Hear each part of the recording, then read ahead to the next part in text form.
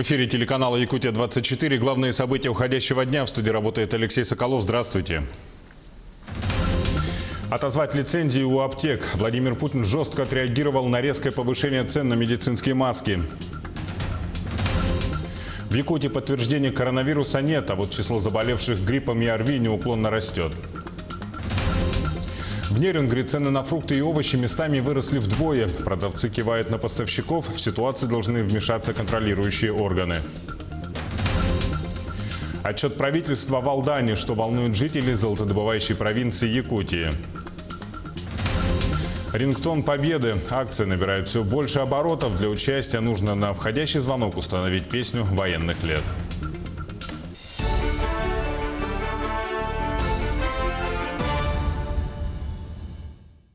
Владимир Путин резко отреагировал на сообщение о поднятии аптеками цен на маски и лекарственные средства на фоне вспышки коронавируса в Китае. Во время рабочей встречи с членами правительства в Москве вице-премьер России Татьяна Голикова доложила президенту о том, что стали поступать сообщения о поднятии цен некоторыми аптечными пунктами на маски от 70 до 100 рублей, когда до Нового года в среднем по стране цена была всего 1,5 рубля. Владимир Путин назвал это не иначе как спекуляцией и сказал, что нужно отнимать у таких аптек лицензии. Надо аптечная сеть довольно... Лицензии надо отбирать у них, то есть, на эту деятельность. Решили нажиться. Надо выявить таких. Хорошо. По каждой организации принять решение, то все. Хорошо. Чтобы неповадно было в следующий раз. Тем временем 1 миллион медицинских масок зарезервировали в медучреждениях Якутии в рамках профилактических мер против вирусной пневмонии из Китая. Об этом заявила министр здравоохранения региона Елена Борисова. Такой резерв нужен, чтобы медицинские работники и пациенты, которые находятся в медучреждении, могли обеспечить свою безопасность. Она добавила, что Росздравнадзор контролирует около 300 частных аптек для обеспечения медицинскими масками. Стоит задача не допустить повышения цен на фоне возникшего ажиотажа. Также в ведомстве сообщили, что в республике на сегодняшний день не зарегистрировано ни одного случая заболевания коронавирусом. А в случае надобности медики готовы развернуть обсерватор для наблюдения за людьми, прибывшими из Китая. У нас создаются резервные команды. Мало того, что мы создаем сегодня реанимационный ресурсный центр, где могут быть проведены в круглосуточном режиме консультации со всех районов нашей республики по ведению таких пациентов. Нам это достаточно легко удалось, поскольку у нас уже организован телемедицинский консультативный центр на базе Республиканской больницы номер 2. Мы просто обучили специалистов, как пользоваться оборудованием и схемами лечения именно при коронавирусе. И сегодня нами созданы дополнительные бригады специалистов, то есть есть полный реестр врачей-инфекционистов по всей республике, которые могут быть прикомандированы в это отделение. А тем временем якутянка Сара И оказалась в числе тех 130 россиян, которых накануне эвакуировали из китайского Уханя, где и началась эпидемия коронавируса. Всех прибывших из Поднебесной разместили в карантинной зоне в Тюмени. Для них там подготовили загородный реабилитационный центр. В своих соцсетях якутянка отметила, что в центре есть все необходимое для жизни. Комната на 3 человек оборудована душем, шкафом, зеркалом, холодильником и даже телевизором. Проживающих кормят 3 раза в день. Также в комнатах есть чай, фрукты, конфеты и печенье, питьевая вода. Помимо этого, центр оборудован дополнительным ограждением, видеонаблюдением внутри и снаружи, автономной канализацией, собственной дезинфекционной камерой, специальной прачечной. Напомню, всего в среду из Уханя в Тюмень были доставлены 128 россиян и 16 граждан стран СНГ. Вас 2 или 3? Трое. Возьмите, девочки. По очереди. Приятного аппетита. Жидкие отходы в унитаз, твердые, желтые.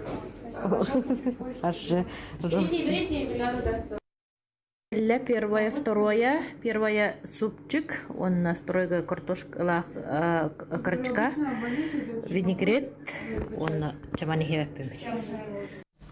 Теперь к вопросу о спекулянтах. Так, в Нерюнгри заметно подорожали овощи. Продавцы на оптовых базах объясняют рост цен тем, что после закрытия дальневосточных границ с Китаем поменялись поставщики. Какие меры принимают власти в Южной Якутии, выясняла Екатерина Павлова. Нерюнгринцы отмечают, что цены на овощи выросли в 1,5-2 раза. В частности, килограмм помидоров стоит теперь от 300 рублей, тогда как ранее цены на них брали свое начало со 150. Килограмм благовещенских огурцов брали за 180, теперь омские по 350. Огурцы по 350 рублей. Где такие цены? С чего? Раньше тоже были новосибирские, но почему-то они по 350 не были. Нам, пенсионерам, всегда, что дорого, то это плохо. Да, повысились цены, но я могу и месяц обойтись без огурцов, помидоров, поэтому сильно на нас не отразилось. Основная причина повышения цен – вспышка вируса в Китае, закрытие границы. Китайские овощи всегда были самые дешевые, но сегодня они уже все почти распроданы. Привычные поставки заменяют другими районами и регионами, цена становится выше. Узбекский, балтаутский сейчас подорожались 300-350 рублей. Какие-то продукты на прилавках даже стали временно недоступны в привычном количестве. Много чего не хватает сейчас. Так, все на времени, все уладится скоро. Кабачки, баклажаны, перец. Меньше стало покупателей.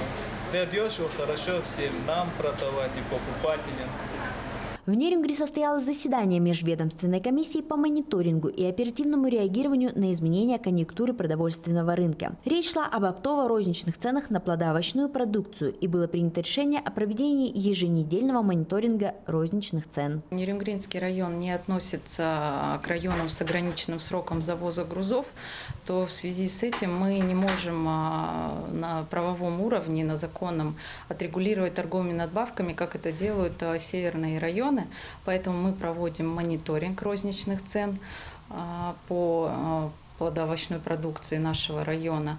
Мониторинг в поселениях проводится специалистами администраций. По итогам мониторинга в случае повсеместного необоснованного повышения цен на плодоовощную продукцию Нерюнгринская районная администрация будет направлять обращение в адрес Федеральной антимонопольной службы об инициации проверок. Екатерина Павлова, Вадим Барашков, Нерюнгри.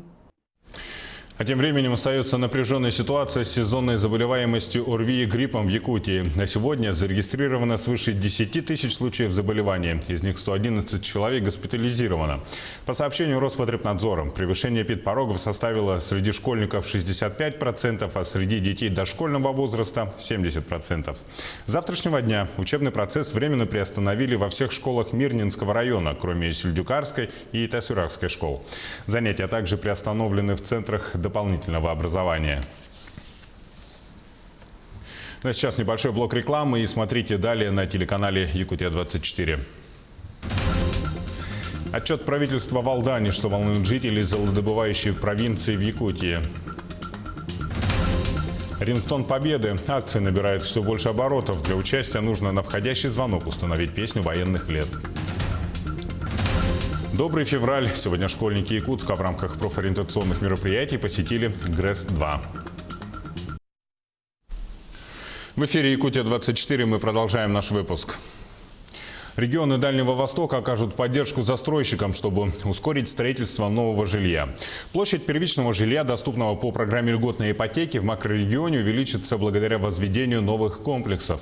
Минвостокразвитие России проводит работу вместе с Минстроем, регионами Дальнего Востока, чтобы обеспечить в кратчайшие сроки начало строительства новых жилых комплексов для обеспечения растущего спроса на жилье.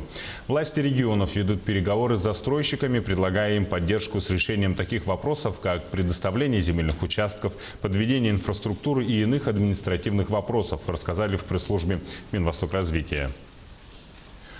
А новое жилье получит более 340 семей в Алданском районе Якутии в этом году. Предоставлено оно будет в рамках программы переселения из аварийного жилья. Рабочая группа правительства республики находится в Алданском районе с отчетом. Делегация во главе с вице-премьером Кириллом Бычковым осмотрела в Тамоте и Алдане многоквартирные дома, строящиеся по программе переселения. Всего в текущем году в 2 городах планируют сдать 7 домов. С вводом 3 домов в Тамоте жилищные условия улучшатся у 95 семей, сообщил Кирилл Бычков. А в Алдане строится 4 многоквартирных дома почти на 250 квартир. По данным Минстроя Якутии, их ввод планируется до 1 сентября. О том, какие еще вопросы перед правительством ставят жители Алданского района, расскажет Руслан Павлов.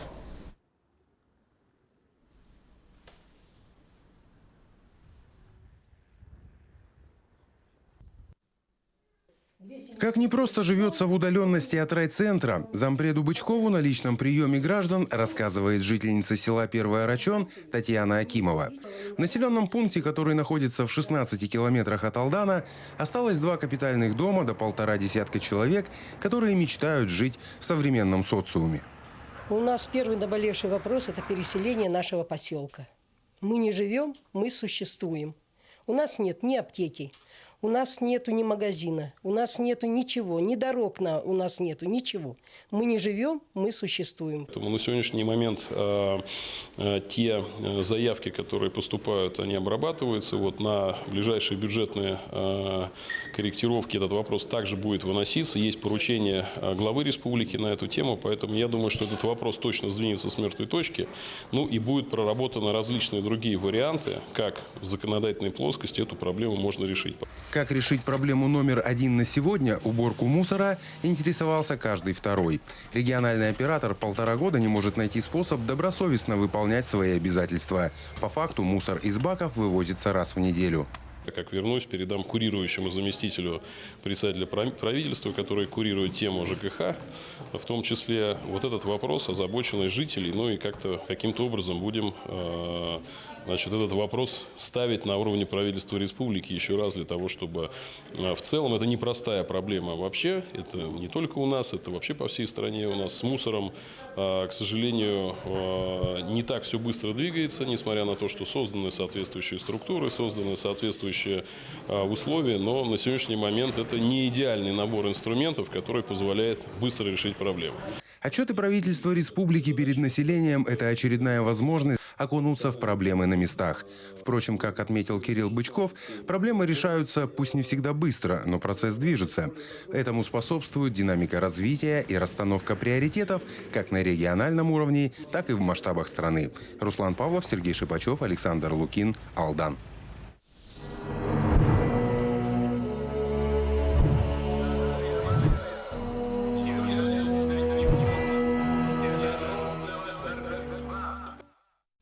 Все больше людей присоединяются к акции «Рингтон Победы». Так, мелодии военных лет уже звучат в телефонах наших коллег на Омском 12-м телеканале у ряда глав муниципальных образований Якутии. А сегодня к акции присоединился известный якутский блогер, автор канала «Клевая рыбалка» Вячеслав Бродников.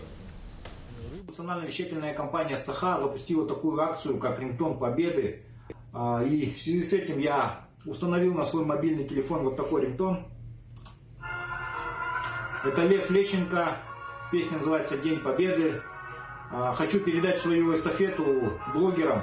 Это Мейрам из Казахстана, канал «Ищим рыбалка», Володя из Калининграда, канал «Рыбкин 39» и Родион из Латвии, канал «Рыбалка с Родионом». Напомню, что в акции «Рингтон Победы» может принять участие любой желающий. Для этого достаточно лишь установить на своем телефоне в качестве мелодии входящего звонка одну из песен военных лет. Выложить видео в соцсети с хэштегом «Рингтон Победы». Ну, а также вы можете бросить вызов любым своим знакомым или друзьям. Общероссийский народный фронт в рамках всероссийской акции «Безопасное детство для детей» провели рейд с проверкой мест отдыха. В рейд отправилась и наша съемочная группа. Репортаж Полины Долинской. Батутный центр – отличное место для семейного отдыха. В столице нашей республики он единственный. Несмотря на то, что центр пользуется популярностью среди населения, зачастую родители не осознают, какими проблемами могут обернуться для них, казалось бы, такие простые детские радости. Начинается все со стойки ресепшена, где родители или законные представители подписывают соглашение с батутным центром. Это, конечно, формальность, но вчитываются ли они в текст документа? Осознают ли, на что они соглашаются за 450 рублей? Я, фамилия, имя, отчество, признаю, что мое участие на батутах может стать причиной физического или эмоционального травмирования, включая переломы костей, растяжения или разрыва связок, паралича, смерти или иного увечья. Мое участие моего ребенка в этой деятельности полностью добровольно, и я желаю участвовать или разрешаю моему ребенку участвовать, несмотря на риск. Если я или мой ребенок, дети будут травмированы, я осознаю, что мне или моему ребенку, детям понадобится помощь. Я понимаю и соглашаюсь, что батутный центр «Гравитация» не будет производить какие-либо выплаты или расходы. Чаще всего родители просто вписывают свои данные в свободные строки, ставят подпись и передают чат в руки инструкторов. К слову, по регламенту, инструктор батутного центра должен быть дипломированным специалистом, тренера по спортивной акробатике или гимнастике. Таких тренеров у данного центра нет. После разминки, которая занимает не более 5 минут, вместо положенных 20, детей допускают до батутов и далее они предоставлены сами себе. По технике безопасности дежурный инструктор или тренер должен уметь оказывать первую помощь. И что же мы видим в аптечке, если мы в нее заглянем? Здесь мы можем увидеть лед, бинты,